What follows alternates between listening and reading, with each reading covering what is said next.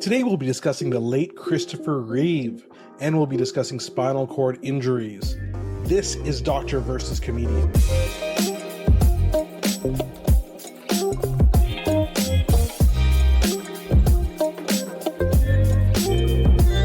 I'm Dr. Asif Doja, and this is the Doctor of Laughs.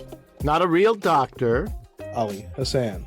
Every episode, I pick a topic for Ali from comedy to entertainment, and I question him about it. Then Ali picks a topic from medicine and health and grills me on that topic. Today we'll be discussing the late actor Christopher Reeve, as well as the recent documentary on him, Superman. And we'll be discussing spinal cord injuries. And by the way, the name of this documentary is Super_Man. That's why I'm trying I've to say got a forward like slash. I thought it was Is that a forward slash. That's a forward slash, actually. Super/man. Is it a backslash when the slash goes backwards? No, the slash starts at the left and goes down to the right. That's a backslash, isn't it? Okay. What's this one? It's the opposite. No. This one is exactly the same slash that you see in like HTTPS slash www. That's a slash. That's called a backslash? Is it? You're blowing my mind, don't you? I don't know. Going through the world, will I need to differentiate between backslash and forward slash, or can I just say slash for the rest of my life? Oh my gosh. No, you are right. What? First of all, I don't like that tone. That's not the first time I've ever been right in my life. Jerk. But I have super/man, just like you have with, I don't even know where a backslash is used. You're right. You were just, what? Okay, yeah, so. I think we'll have to skip spinal cord injuries today if we're spending 25 minutes on slashes. This is terrible. This is awful. Super/man. Yeah. So a backslash is, there's a little picture here. It's like a man, like you make the slash into a person, and it's like they're falling backwards. And so that's how you know what a backslash is versus a forward slash. Oh, I like it. That's a trick I'll always remember and never use. I'm not sure what we decided upon, but yeah. I feel like we can just say super/man and let people decide if they want to go back or forwards with their slash. Okay. Let the people decide. Okay, let's do that.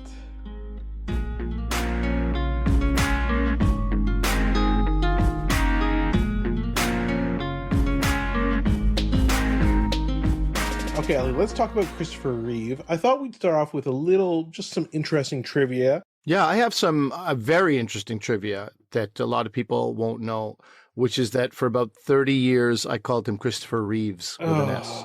How embarrassing. Yes. No, didn't you do it? Come on, of everybody course not, did because Damn it. I was very, I'll tell you, when I was a kid, there was I had two heroes, in life, and one of them was Harrison Ford, because no, but you play a role in these stories, because I think I saw the second Superman with you. I can't really remember, but we talked about it for sure. Harrison Ford, because he played both Indiana Jones and Han Solo, and Superman, Christopher Reeve. And I remember I'd get there were these magazines, kid magazines, I think it was Dynamite or whatever that I'd get, and you would read about Christopher Reeve, and everybody would say Christopher Reeve, no relation to George Reeves, because George Reeves played, Ali, George the Animal Steel? He played WWF Superman wrestler? In the old black and white TV show. That's right. And so they would all say no relation. Yeah, I know there's no relation because their names are different. That's how I knew that. So Did you say it in that condescending tone as an 8-year-old? Did you? Yeah, probably. Probably. So, yeah, so that was the interesting thing. So I remember Ali talking to me about, we'd already seen separately Superman, and Ali told me about Superman 2. And you were telling me the story about how you basically spoiled the plot for me, but that was okay. I didn't mind. This is before spoiler alerts. This is the 80s, man. I'm spoiling a movie from 1980 for everyone. But what happens is, of course, Superman, Clark Kent, he lets Lois Lane know about his secret identity and that they're the same person. But at the end, he reverses it. How does he reverse? Do you remember what you told me, Ali, about how he reverses her memory? Did he fly in the opposite direction and make the world turn? That happens in the first movie. No, he's this is what Ali told me. Swear to God, this is what happened. We were I don't know, 6 or 7 or whatever. He's yeah. So he kisses her, and it's such a good kiss. It erases her memory, and then she doesn't remember. I'm like, wow, a super kiss. This is very interesting. I had to go see the movie. So Ali had already seen it. So maybe we saw it together again and you saw it for the second time. I'm not sure. And then Ali also told me about when Christopher Reeve was on the Muppet Show. And it was like so exciting. He's like, oh, you're gonna love it. You see what happens on it. I had all these like things in my mind, like he's gonna have adventures with the Muppets and stuff. But no, basically he like underneath was still Superman, and he had like, you know, abs of steel and stuff like that. So anyway, I do remember those things from when we were growing up. That's all the trivia I meant. I meant trivia about Christopher Reeve. I'll still talk about it for 10 minutes, but that's not the trivia I was talking about. Yeah. Yes, Reeve. Right. So talk a bit about his early life, some interesting things. He wanted to be an actor from an early age. And this documentary, by the way, is so good, Superman. It is just very well done. It talks, of course, a lot about his career as Superman, his career as an actor, his family life, and of course, his accident, which we'll get into. By the way, something for those who watch documentaries, who are you know, well-versed in film and maybe in the comic book world, this is a co-production, CNN Films, HBO Films, and DC Comics. Yeah. And I think when those original credits were rolling, I knew right away that this can't not be good. Right. This will be very, very good. This is actually, I think, the first of the new DC Comics universe that James Gunn is in charge of. I think this is actually the first movie, but it's a documentary. It's extremely well done. It's actually in the long list for the Academy Award for documentaries. I was reading the other day. Great. I don't know if it's nominated for the Golden Globes or not, but it is very well done. You will cry many times during this. Don't say that. That is not fair. Do not do that to people. I mean, because if they don't cry, then they're... No, because now they're like, is this the part where I cry? Is this a part? And then you're ready, and then you don't cry. You ruined it. No, there's many Edit parts. this out, you monster. I won't. Anyway, getting back to trivia about Christopher Reeve. So he wanted to be an actor. He's going to move to New York City, but his mother wanted him to apply for college. So these are the universities he got into: Princeton, Columbia, Brown, Cornell, Northwestern, and Carnegie Mellon. So he was a stupido. A pretty smart person. He ended up going to Cornell, and then he basically, while he was there, he was a theater major, and he convinced them that he would be better off transferring to Julliard. So he transferred, and his senior year, I think that was supposed to be at Cornell, counted as his first year at Julliard.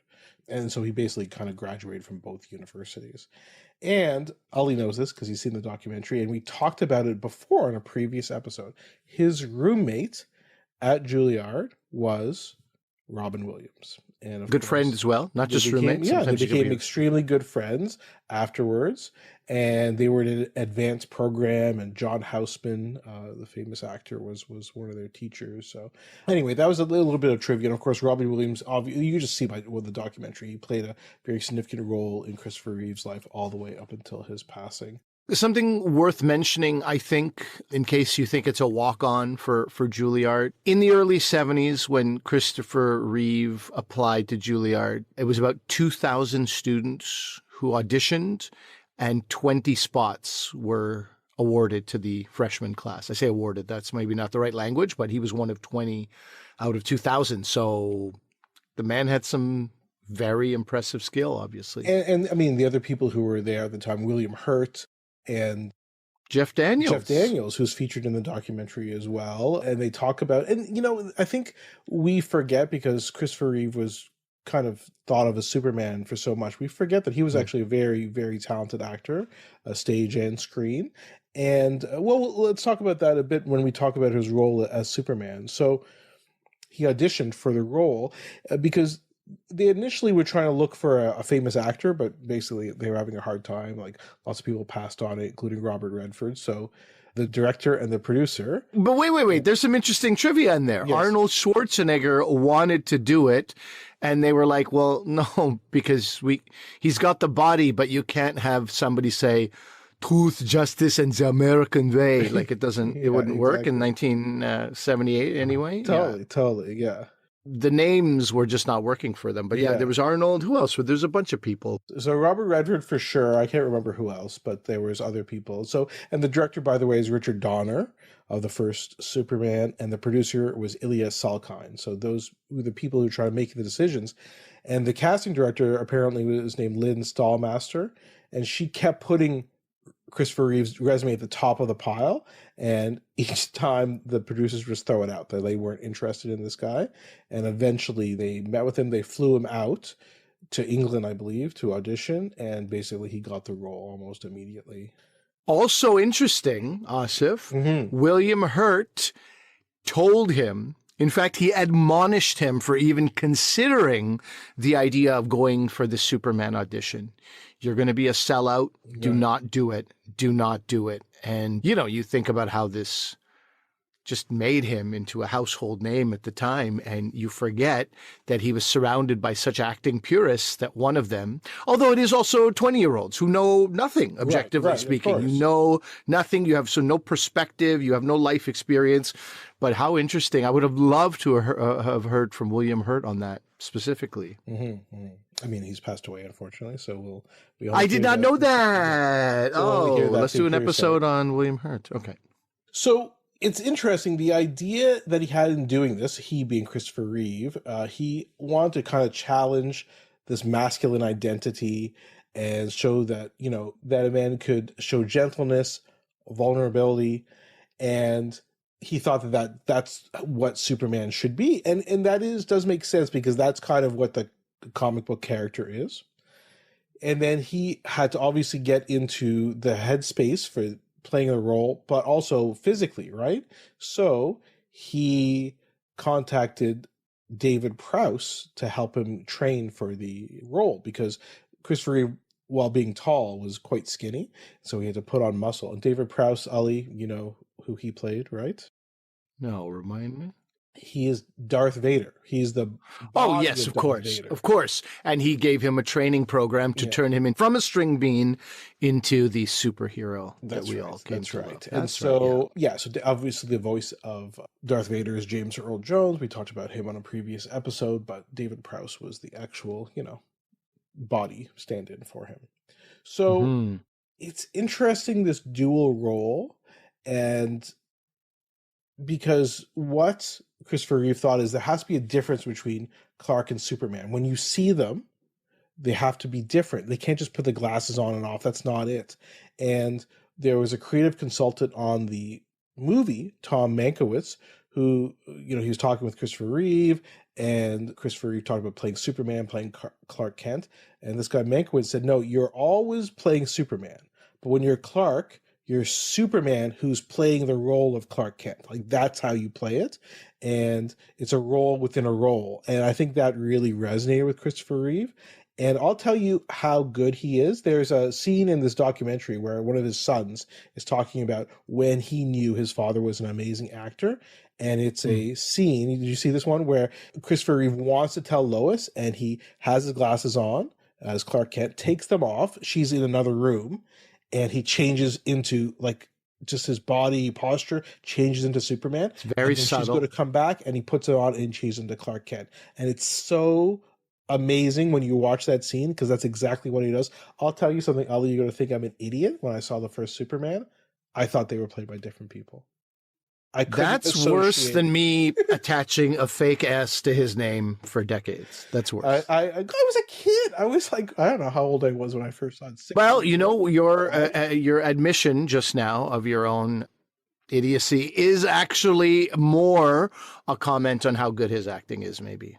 If we assume you're not a complete baboon, we'll say it like that. Yeah, it is a really good performance. And when you go back and watch it, you realize that's the key, is Superman playing Clark Kent, and Clark Kent can never be as cool as Superman. Just, it can't be that. And he figured that out so early on.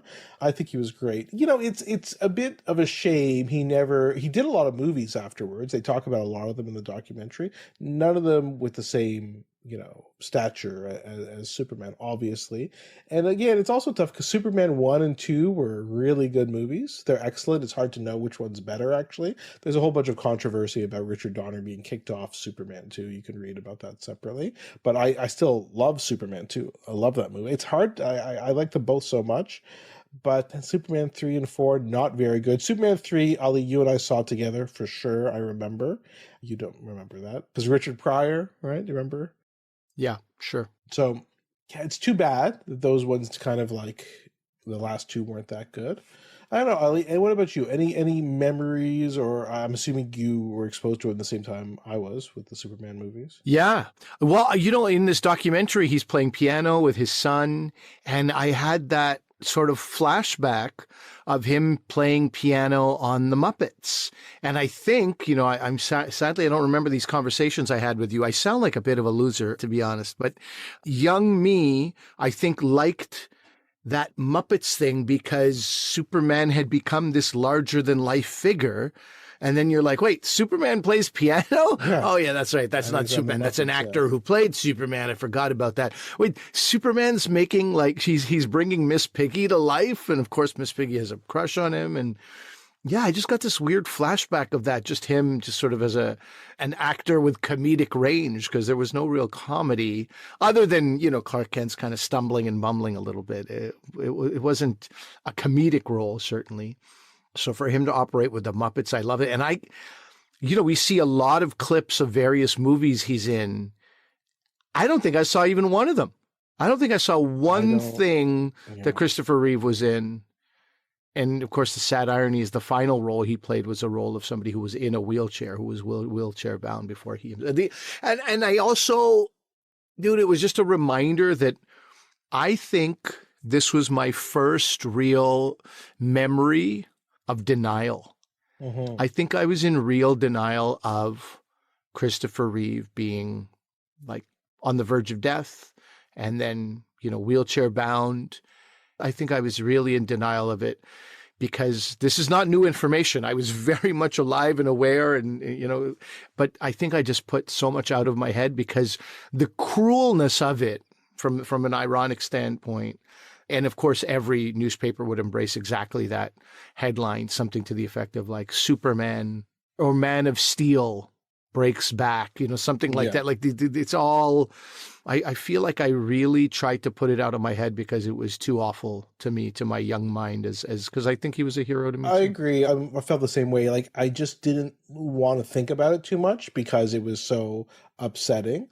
And that's why this documentary is so interesting, because it talks about everything that happened in his life afterwards. Mm-hmm. His wife is certainly an angel, she's amazing. And so I'll go through what happened with him. I'll just say one more thing before you get into the injury, which will lead us into talk about spinal cord injuries.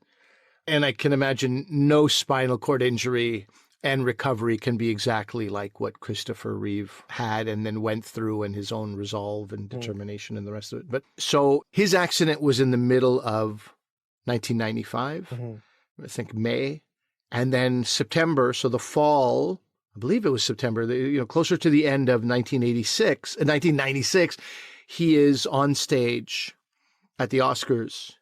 And it's one of, if not the most human moment in Hollywood. Yeah. Like, there's a pretty fake industry. Yeah. We recognize it. There's a lot of phoniness. There's a lot of gesturing and posturing and all the rest of it. That was the most authentic thing I've ever seen. The immediate jumping of people out of their seat, tears rolling down their eyes, people just like biting on their lip to not burst out. It was not one person that I saw, and you see hundreds, was aware that they are on camera at an award ceremony anymore. Yeah, good point. They were so wrapped up in this idea that this man did not die and he's there and he's talking to us, but he's wheelchair bound, and it's very sad, but it's also very powerful. That was the first moment of the documentary where I started to get just a little bit overwhelmed with emotion, because it was, what else can happen in Hollywood to have such an unbelievably real and authentic moment? That's true. You knew we were spoiling this thing, so hopefully that doesn't spoil it too bad. But it's still a beautiful moment. These things all happen. So, what do you want? These are all factual things. And so, the facts are, as you said, in mid 1995, he was a big equestrian.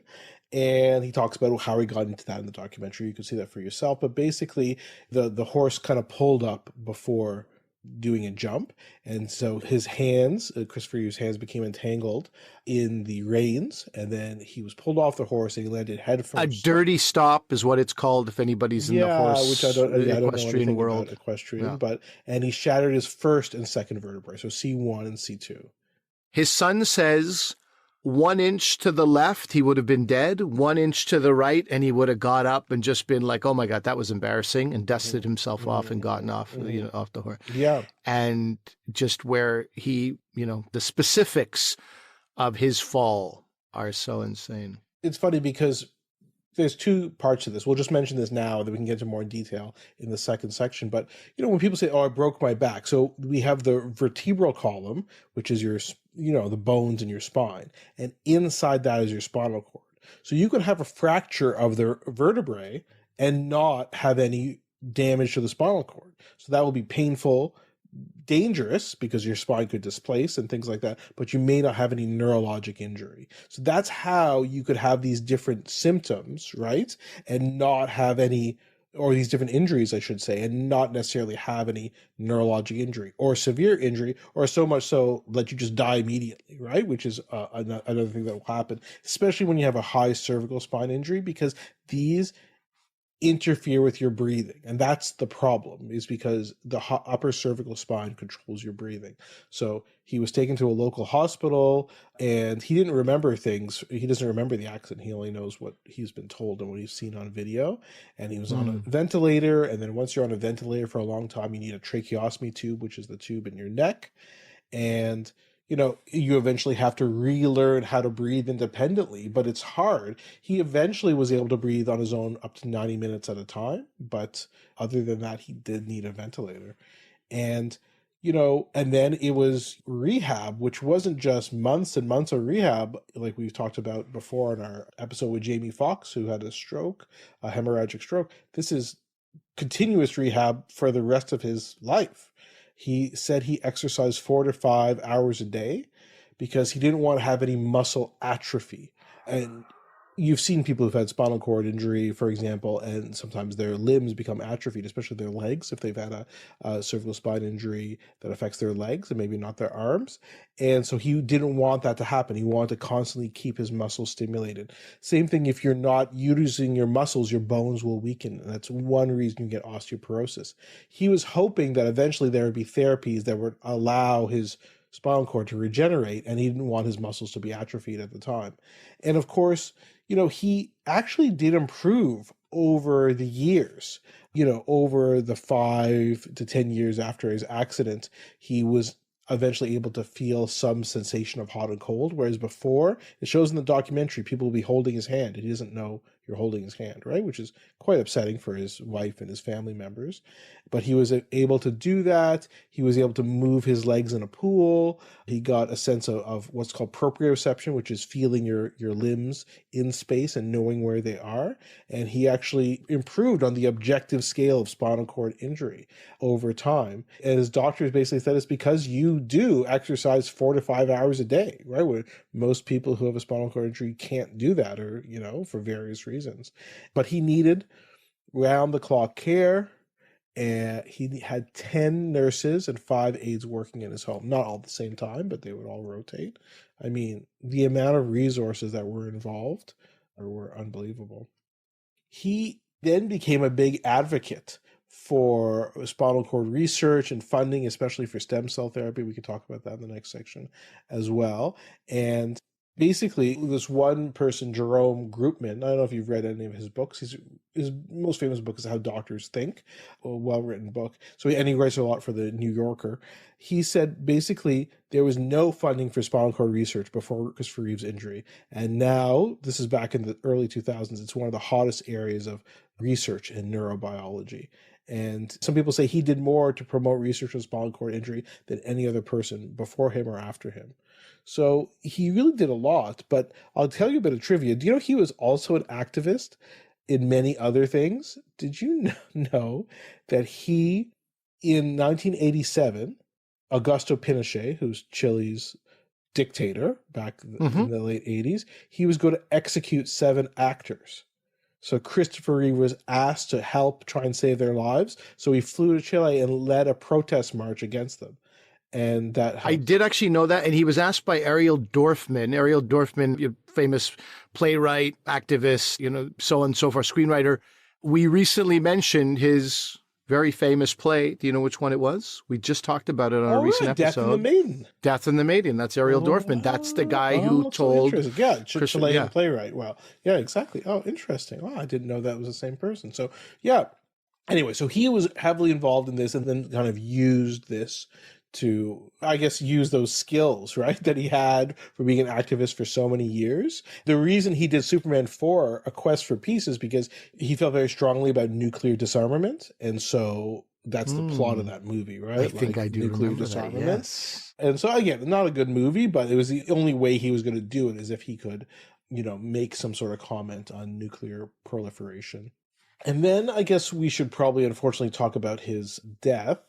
He would often get pressure ulcers, which is not uncommon complication because you're not moving your body a lot. Someone else has to move your body for you. And even just your body or your leg or your arm lying on one spot can create a pressure ulcer.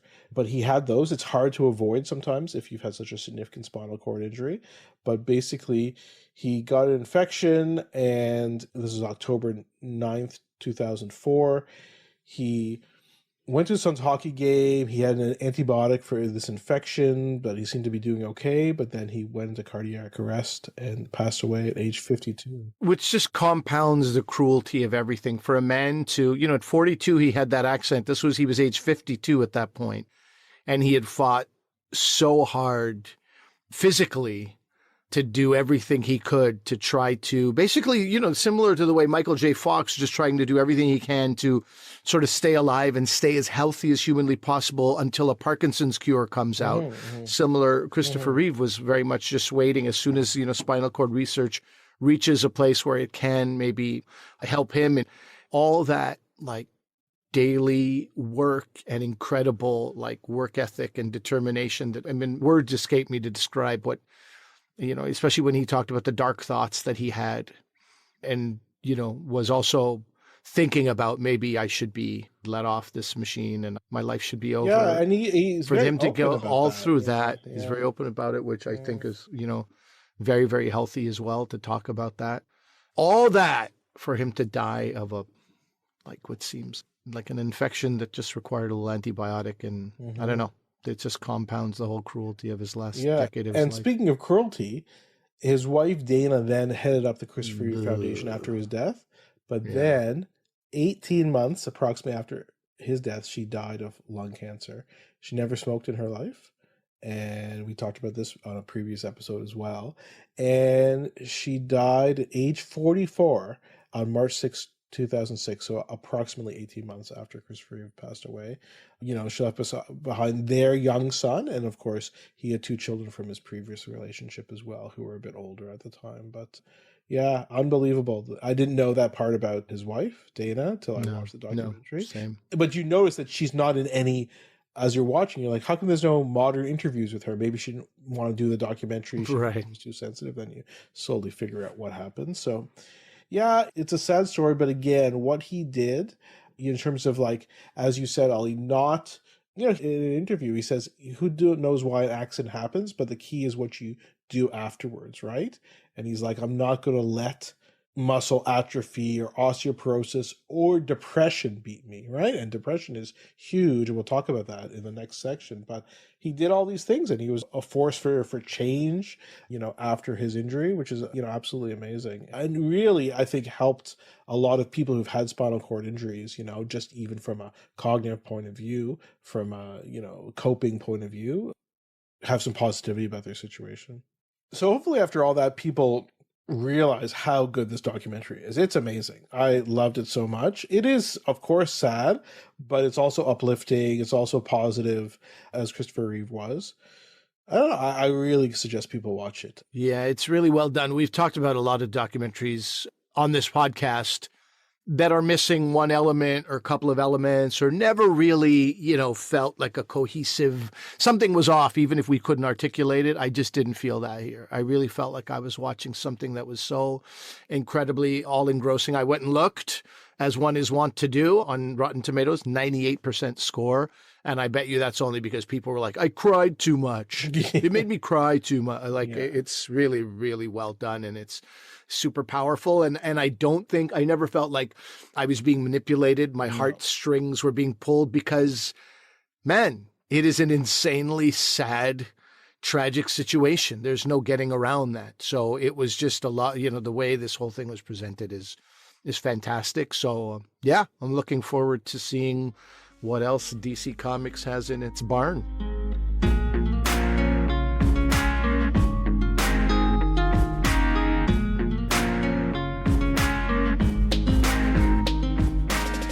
Okay, so spinal cord injuries, as some of what you'd said about Christopher Reeve would suggest, this is a very diverse area, right? There's different levels of injuries. You said you can have, part of your vertebrae, part of your spine break and still not have the same type of injury. So when we talk about spinal cord injury, how varied is that term and what does it mean? Because some people will walk again maybe in weeks with the spine, some will never walk again, right? This is very huge. Exactly. Yeah, no, these are all good questions. And so we're not going to talk about people who have just those vertebral fractures, so just the bone. We're talking about you can have the bone injury, but you can also have the spinal cord injury. So we're talking the actual spinal cord, so actual neurologic injury.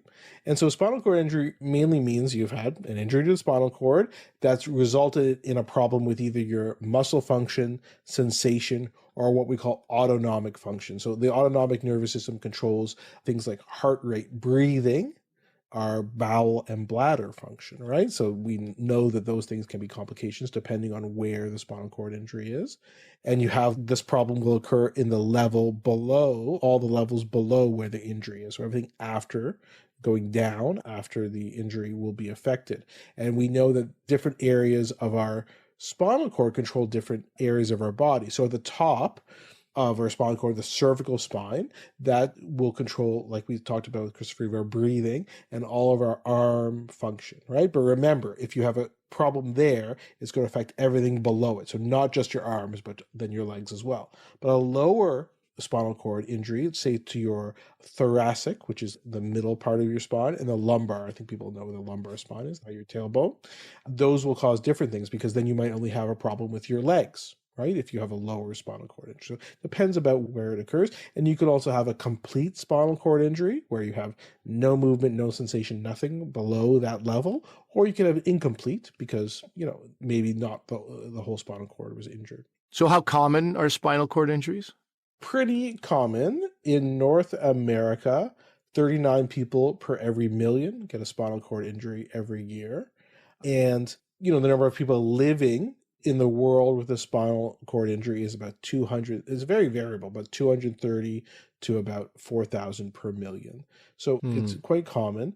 The group that's affected the most is young adult males, and that's because of some of the causes that we see. Lifestyle, right? Sure. And causes, I imagine, car accidents, horseback, obviously, it's like the first thing I think of. We have a friend who's an orthopedic surgeon. A lot of his business comes from people who fall off of horses.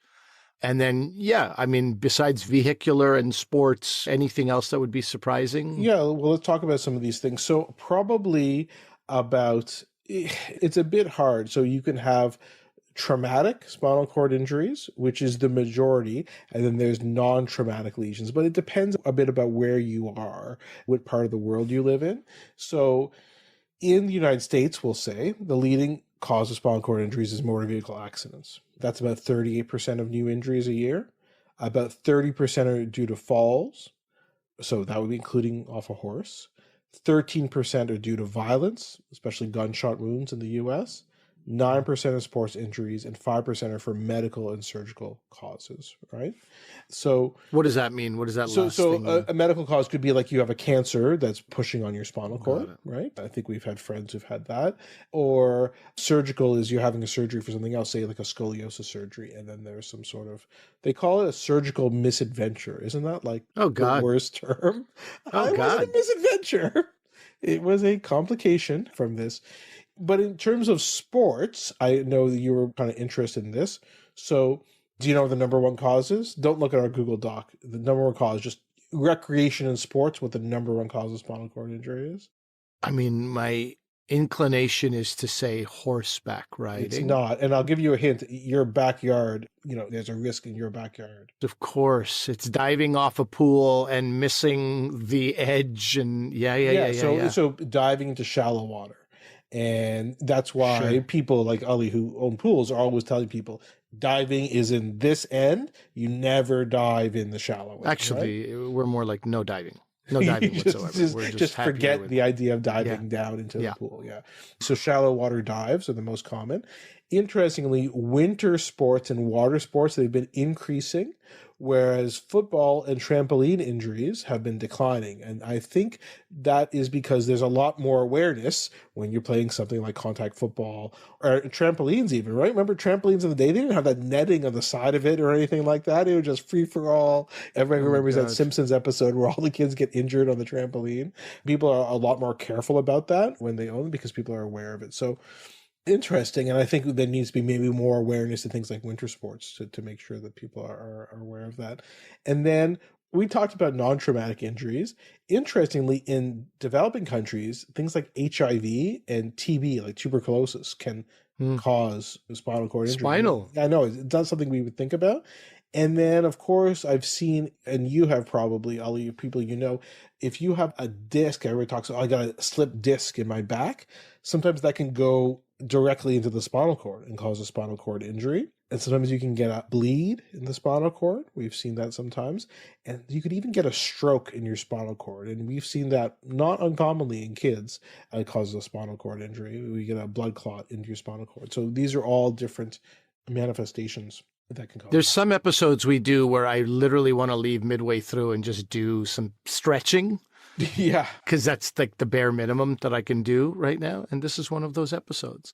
What is the diagnosis? I mean, it's a strange question, but like somebody can't feel their limbs, or their extremities, or somebody can't move. Obviously, the spine is likely involved. Right. And so the rule for like paramedics, first aid, or first responders, people administering first aid, Ali, if you've ever taken a first aid course or you've seen, at a hockey game or something, if there's any suspected spinal cord injury, you immediately immobilize the spine. Immobilize, right? Yeah. And then it's like, do that and take them to the hospital, we'll figure it out later. You can't take a chance on that.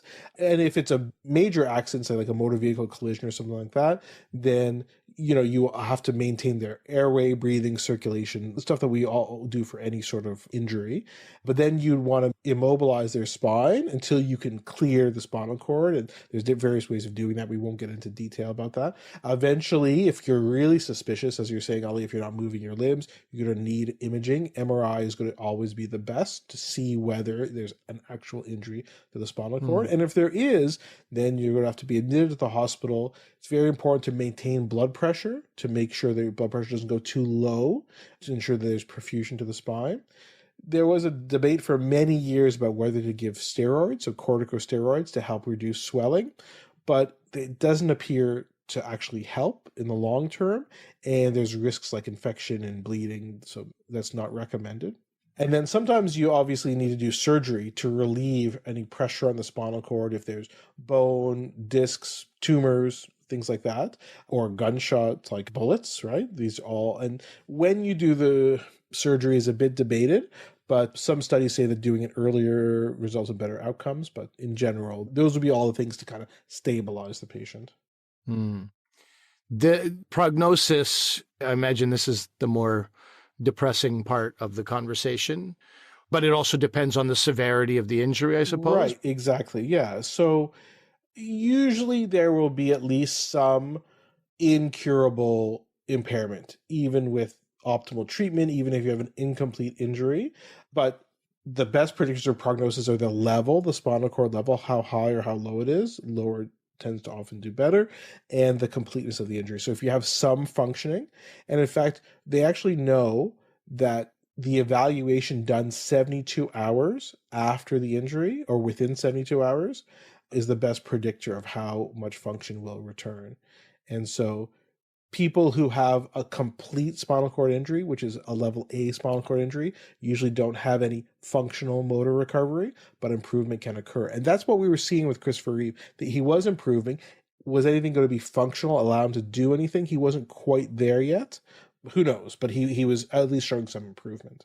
Yeah.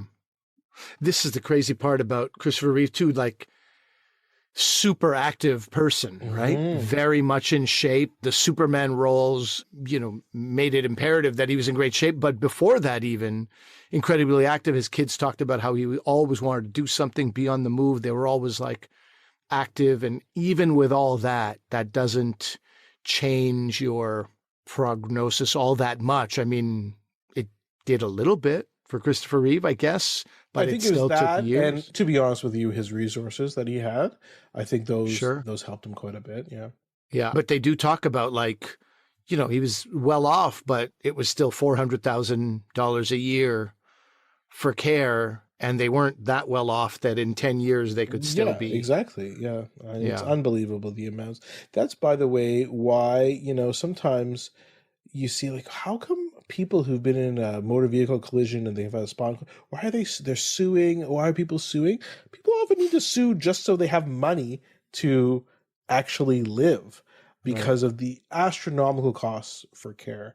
So, anyway, that's a bit of an aside, but. Interesting aside, nonetheless, Let's talk about what are the treatments for this type of injury. Is there anything that really works? Well, I mean, the treatment is rehab, so people will need to be initially probably an intensive care unit, afterwards a specialized spinal cord unit. Usually be in the hospital for at least 8 to 12 weeks afterwards, and then you go to outpatient therapy, but that could be 3 to 12 months or even longer, as we saw with Christopher Reeve. And then, physical therapists working on preventing complications and maintaining range of motion and keeping the muscles active. And that's what Christopher Reeve was talking about. But a lot of the treatment overall, not just with physical therapists, but with everyone, is to prevent the complications. So atrophy, we talked about, the risk of pressure sores, we talked about.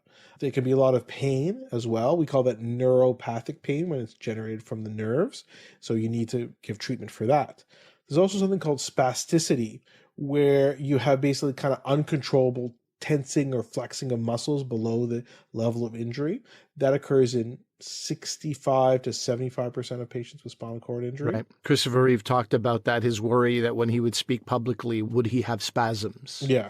Would they appear in that moment? These are obviously, you can't control them. And so you can give medications for that as well. And then we know that people with spinal cord injuries, especially the higher spinal cord injuries, are at risk for respiratory problems if they have problems with their breathing. Getting pneumonias is very common, right? Especially when you're on a ventilator all the time. Any sort of infection, pressure sores again, urinary tract infections. If you have no bladder function, you have a catheter, then you're going to be at risk for these infections. So you need to be monitoring for all these things. So that's part of the treatment to prevent these. And then one thing which, again, Christopher Reeve talks about in the documentary is depression. So they say 25 to about 45% of patients with spinal cord injuries will have a major depressive disorder, and the suicide rate is as much as 6 times higher than the rest of the population. And the suicide risk is worse in the first 5 years after the injury. And honestly, suicide in young people with spinal cord injury is the leading cause of death, not infections like we talked about. So I think it's very important to be supporting people through this injury early on. And of course, the rehab doctors are experts in this because they see people with this all the time. And I think, as they're saying, the first several years are the most difficult. And I think you can see that with Christopher Reeve as well, until he kind of reoriented himself and establish this purpose, which is to really try and promote research and push for research in spinal cord injury. And he talks about how he changed his directions.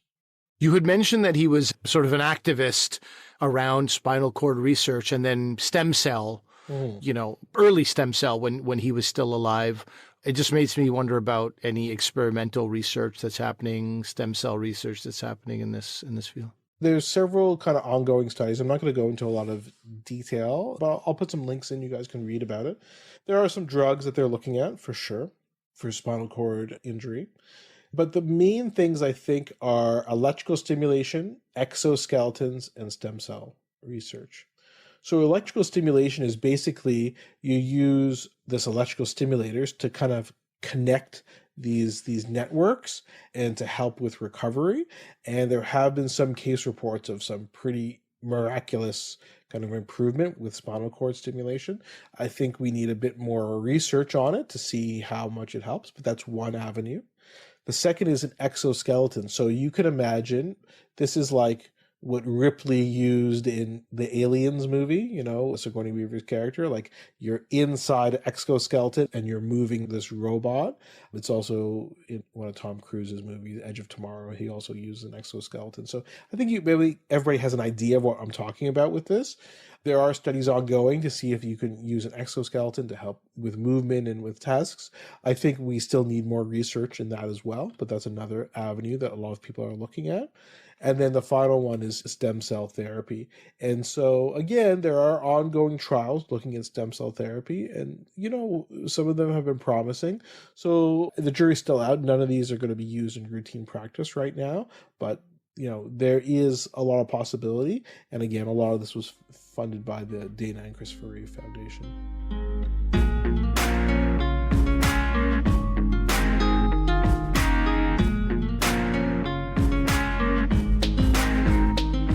So that's our episode for today. Let us know what you guys thought about this. I'm very curious if people have seen this documentary. Let us know what you guys thought about it and spinal cord injury. There's probably a lot of other things we could talk about. Again, we can go into more detail on some of these experimental therapies on future episodes. Let us know, drvcomedian@gmail.com, drvcomedian on Twitter, Facebook, Instagram. We are everywhere. Also, something that Ali has not told everybody on the podcast yet, but he's actually doing 2 things in the town of Kingston, Ontario.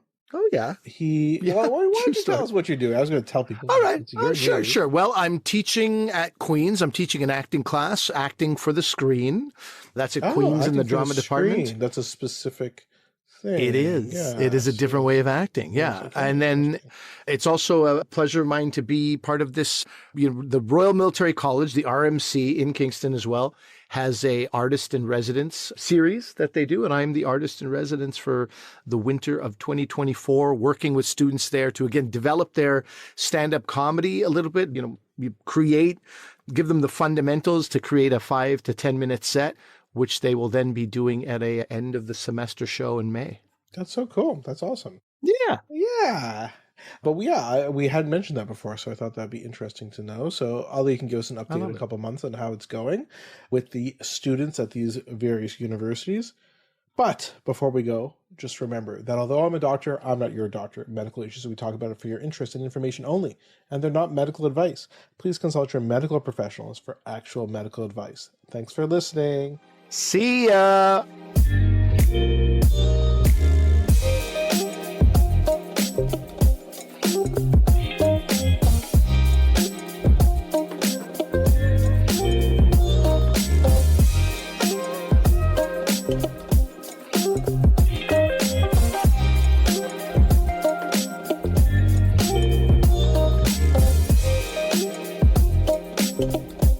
Thank you.